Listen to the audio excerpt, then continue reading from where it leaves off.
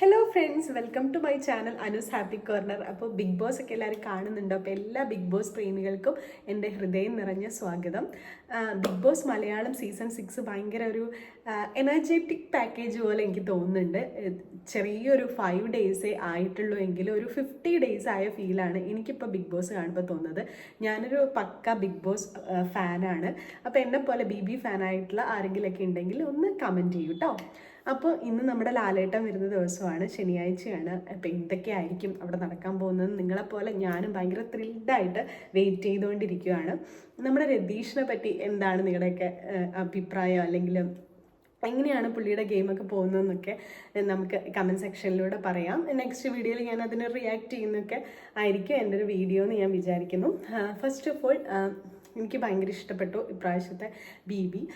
ഭയങ്കര കാര്യമായിട്ട് സംഭവമുള്ള കുറേ അങ്ങനെ വലിയ വലിയ കണ്ടസ്റ്റൻസ് ഒന്നും ഇല്ലെങ്കിലും ഉള്ളത് ഭയങ്കര എൻ്റർടൈനിങ് ആയിട്ട് വളരെ ചെറിയ നിസ്സാര കാര്യത്തിനാണ് എല്ലാവരും അടിപിടിയൊക്കെ ഉണ്ടാക്കുന്നത്. പക്ഷേ ഇൻട്രസ്റ്റിംഗ് ആണ്. ഭയങ്കര ചെറിയ മനസ്സുള്ള കുറേ ആൾക്കാർ ഇങ്ങനെ ഭയങ്കര അടിയൊക്കെ ഉണ്ടാക്കി എനിക്ക് അവരുടെ അടി കാണുമ്പോൾ ശരിക്കും ചിരിയാണ് വരുന്നത്. ചെറിയ നിസ്സാര കാര്യങ്ങൾക്കൊക്കെ വലിയ ഷോ കാണിച്ചിട്ട് BBയിൽ ഒരു എന്താ പറയണ്ട, അവരുടെ ഒരു ലൈം ലൈറ്റിൽ നിൽക്കാൻ വേണ്ടിയിട്ട് അവർ നോക്കുവാണ്. ഭയങ്കര ക്യാമറ സ്പേസിന് മാത്രം കളിക്കുന്ന കുറേ കണ്ടസ്റ്റൻസിനെ എനിക്കതിൽ കാണുന്ന പോലെ തോന്നി.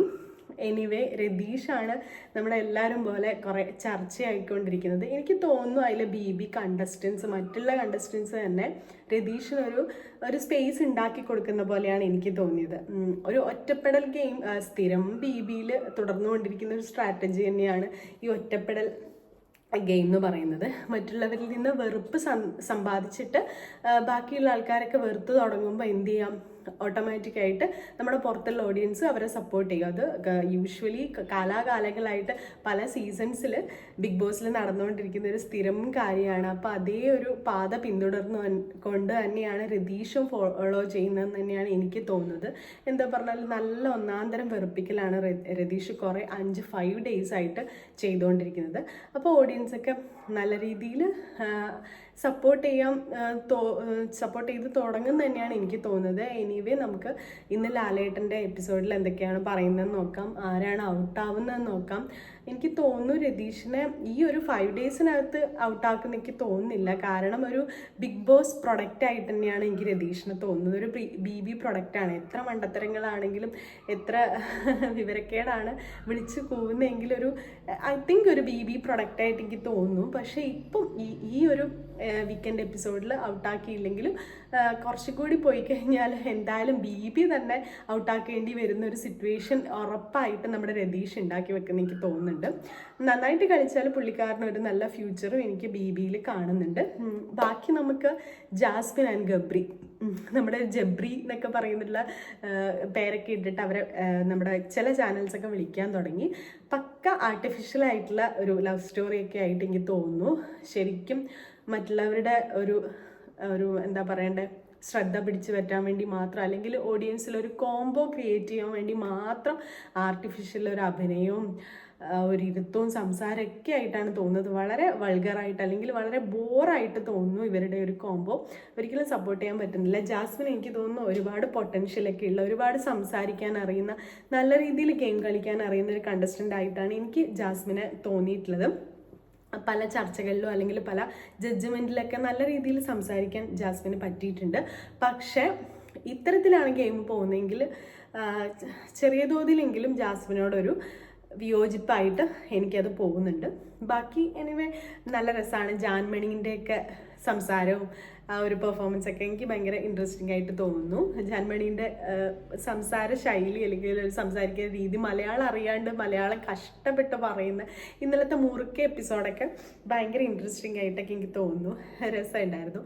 പിന്നെ നമ്മുടെ രതീഷും ജിൻഡോയും കൂടിയിട്ട് ജയിലിൽ കയറിയിട്ട് ജയിലിൽ നിന്ന് വൻതോതിൽ ഇപ്പോൾ പ്ലാനിങ് ഒക്കെ നടക്കുന്നുണ്ട്. എൻ്റെ മോനെ അടുത്ത വീക്കെൻഡ് വീക്കിൽ നമ്മളിവിടെ ഉണ്ടാവുകയാണെങ്കിൽ ആരെയാണ് അടിച്ചിടേണ്ടത്, ആരെയാണ് തകർക്കേണ്ടതെന്നൊക്കെയുള്ള വൻതോതിലുള്ള ചർച്ചകളൊക്കെയാണ് ജയിലിൽ പോയിട്ട് ജിൻഡോയും നമ്മുടെ രതീഷും കൂടെയൊക്കെ നടന്നത്. അപ്പോൾ വൻ പ്ലാനിങ് ആണ് ഇപ്രാവശ്യത്തെ ബിഗ് ബോസ് എന്ന്. എനിക്ക് ഈ ഫസ്റ്റ് എപ്പിസോഡിൽ ഫസ്റ്റ് ഒരു 5 ഡേയ്സിലൊക്കെ ഇത്രയും ഇമ്പാക്റ്റ് ഉണ്ടാക്കാൻ പറ്റിയ വേറൊരു സീസൺ ഉണ്ടായിട്ടില്ല എന്നാണ് എനിക്ക് തോന്നുന്നത്. എല്ലാ സീസണും ഭയങ്കര അടിപൊളിയാണ്. പക്ഷെ കുറച്ചും കൂടി ഒരു ഒരു ഒരു ഒരു 20 days ഒക്കെ കഴിഞ്ഞാലാണ് ഇതിൻ്റെ ഒരു ഓളമൊക്കെ വരിക. പക്ഷെ ഇവർ വന്ന ഉടനെ തന്നെ ഒരു ഓളം ഉണ്ടാക്കാൻ പറ്റുന്നു എന്നുള്ളത് വലിയൊരു കാര്യമായിട്ട് എനിക്ക് തോന്നുന്നു. എനിക്ക് തോന്നുന്നു ഇത്രയും ഒരു സീസണൊക്കെ കണ്ടിട്ട് ഫുള്ള് പഠിച്ചിട്ട് വന്ന ബിഗ് ബോസ് താരങ്ങളാണ് അത് ഇന്നത്തെ ഇതിലുള്ളതെന്ന് നമുക്ക് കണ്ടാൽ തന്നെ മനസ്സിലാവും. എനിവേ ഭയങ്കര രസമുണ്ടായിരുന്നു. അപ്പം നല്ല അടിപൊളിയായിട്ട് തന്നെ ബിഗ് ബോസ് പോട്ടെ, ആരാണ് ഔട്ടാവുന്നതെന്ന് നമുക്ക് എന്താ പറയണ്ടേ എക്സൈറ്റ്മെൻറ്റോടുകൂടി വെയിറ്റ് ചെയ്തിരിക്കാം. കൂടാതെ പറയാനുള്ളതെന്ന് വെച്ചാൽ സുരേഷ് ഏട്ടൻ എനിക്ക് ഭയങ്കര ഭ്രമർ എന്നുള്ള ഒരു ക്യാരക്ടർ ചെയ്ത ആളാണെന്ന് അറിഞ്ഞപ്പോൾ തന്നെ ഭയങ്കര ഇൻട്രസ്റ്റഡ് ആയിരുന്നു പുള്ളിക്കാരൻ്റെ ഗെയിമും ഒക്കെ കാണാൻ. ആളിനെ എനിക്ക് ഭയങ്കര ഇഷ്ടമാണ്. ആളൊരു ജെന്യുവൻ ആയിട്ട് എനിക്ക് തോന്നുന്നു, നല്ലൊരു മനുഷ്യനായിട്ട് തോന്നുന്നു. പക്ഷേ ചില അൺഒഫീഷ്യൽ പോൾസിലൊക്കെ, വോട്ടിംഗ് പോൾസിലൊക്കെ അദ്ദേഹമാണ് ഔട്ടായി പോകുന്നതെന്നൊക്കെ ചില ന്യൂസ് കണ്ടു. അറിയില്ല, നമുക്ക് നോക്കാം. കുറച്ചുകൂടി ഒരു ടൈം കൊടുത്തിട്ടുണ്ടെങ്കിൽ അദ്ദേഹം കുറച്ചുകൂടി അതിൽ അടിപൊളിയായിട്ട് നിൽക്കുന്ന എനിക്ക് തോന്നുന്നു. പക്ഷെ അദ്ദേഹത്തിൻ്റെ മാനസികാവസ്ഥ അല്ലെങ്കിൽ ഒരു മെൻ്റൽ സ്ട്രെയിൻ ഈ ഒരു 5 ദിവസത്തിൽ തന്നെ കൂടിയതായിട്ടാണ് കണ്ടത്. പക്ഷെ നിൽക്കാൻ പറ്റുന്നില്ലെങ്കിൽ അദ്ദേഹത്തിന് കംഫർട്ടായ സ്ഥലത്തേക്ക് പുറത്തേക്ക് പോകുന്നത് തന്നെയാണ് നല്ലത്. ഇത്ര വേഗം തന്നെ പുള്ളി ഭയങ്കര ഒരു പ്രഷർ കുക്കറിൽ ഇട്ട പോലെയാണ് എനിക്ക് തോന്നുന്നത്. ഈ ആൾക്കാരുടെ ബഹളവും അനാവശ്യമായിട്ടുള്ള വെറുതെ തർക്കങ്ങളൊന്നും അദ്ദേഹത്തിന് ആക്സെപ്റ്റ് ചെയ്യാൻ പറ്റാത്ത പോലെയാണ് എനിക്ക് തോന്നിയത്. അപ്പം ബി അദ്ദേഹത്തിന് പറ്റുന്നില്ല എന്ന് തോന്നുന്നുണ്ടെങ്കിൽ പുറത്തേക്ക് പോകുന്നത് തന്നെയാണ് നല്ലത്. പക്ഷെ നല്ല രീതിയിൽ നിൽക്കാൻ പറ്റുമെങ്കിൽ നല്ലൊരു കണ്ടസ്റ്റൻ്റ് ആയിട്ട് എനിക്ക് തോന്നുന്നു. എല്ലാവരും നല്ല അടിപൊളിയാണ്, നമുക്ക് നോക്കാം. സിജോ എനിക്ക് ഭയങ്കര ഒരു ഇഷ്ടപ്പെട്ടു സിജോൻ്റെ ഇതുവരെയുള്ള കളികൾ. അപ്പോൾ കുറച്ചൊരു ടോപ്പ് 5 എനിക്ക് സിജോനെ എക്സ്പെക്റ്റ് ചെയ്യാൻ വേണ്ടി തോന്നുന്നു. നല്ലൊരു ഗെയിമറാണ്, നോക്കാം എന്താണെന്നൊക്കെ. അപ്പം എൻ്റെ ബിഗ് ബോസിനെ പറ്റിയിട്ടുള്ള ഇത്തരത്തിലുള്ള അഭിപ്രായങ്ങൾ ആയിട്ട് നിങ്ങൾ യോജിക്കുന്നുണ്ടെങ്കിൽ പ്ലീസ് ഡു കമൻറ്റ്. ഇഷ്ടപ്പെടുന്നുണ്ടെങ്കിൽ എന്നെ ഫോളോ ചെയ്യുക. ബി റിലേറ്റഡ് ആയിട്ടുള്ള ഇത്തരം സംസാരങ്ങളും അല്ലെങ്കിൽ ഇത്തരം സജഷൻസും എൻ്റെ ഒപ്പീനിയൻസ് ആയിട്ടൊക്കെ ഞാൻ ഇനിയും വരും. എനിക്കിഷ്ടമാണ് ബിഗ് ബോസ്. അപ്പോൾ എന്നെ പോലെ ബിഗ് ബോസിനെ സ്നേഹിക്കുന്നവരുണ്ടെങ്കിൽ ഫോളോ ചെയ്യുക, അല്ലെങ്കിൽ സബ്സ്ക്രൈബ് ചെയ്യുക, കമൻറ്റ് ചെയ്യുക. നമുക്ക് ഒരു ഇൻട്രാക്ഷൻ കമൻറ്റുമായിട്ട് ഇൻട്രാക്ട് ചെയ്യുന്നൊരു വീഡിയോ ഒക്കെ ആയിട്ട് ഞാൻ പിന്നെ വരുന്നതായിരിക്കും. അപ്പോൾ ടാറ്റാ, ബൈ. Please do subscribe.